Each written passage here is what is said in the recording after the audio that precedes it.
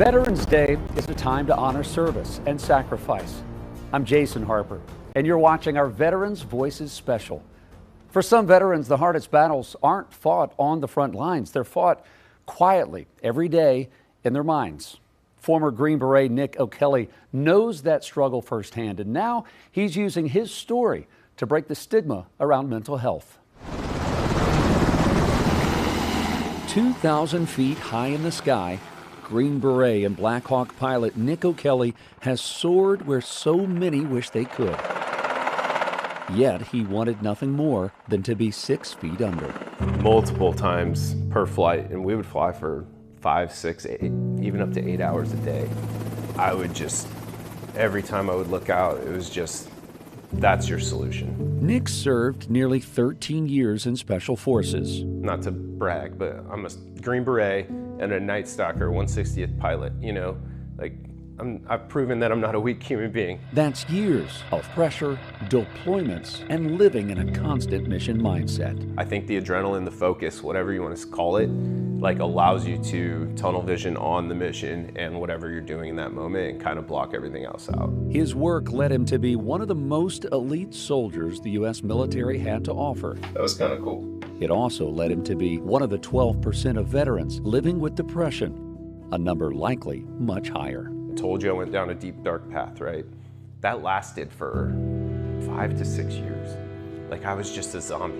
I'm lucky that I made it through. I'm lucky that I'm not one of those statistics. But all the stigmas associated with speaking up about mental health is what kept me trapped for so long. For as alone as Nick may have felt, he had responsibilities outside of the uniform, as both a husband and a father. But Nick wasn't the only one fighting. His wife, Allie, also a veteran, faced what she calls her own darkness. I still do deal with anxiety, dealt with depression. And while he was going through all his, I was dealing with it too. Those struggles coming at what should have been a high point in her life, just 6 weeks after the birth of her son, heading back to work and leaving him in the arms of a stranger. He's a newborn baby, and I should have been home with him. But instead, I put on my boots, put on my uniform, and went to work at a place that I didn't really like. Like, it was dark and hard, and I cried.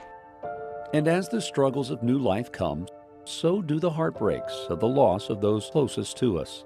For Nick, the reminders of that are as close as the bracelet around his wrist. When I'm in the gym, or when I'm doing something that sucks, right, and I don't want to do, or when I'm coaching my son's baseball team and he makes an error, right, and I want to yell at him. If I have this bracelet on and I notice that I'm wearing it, I just, every time, and I'm gonna try not to get emotional.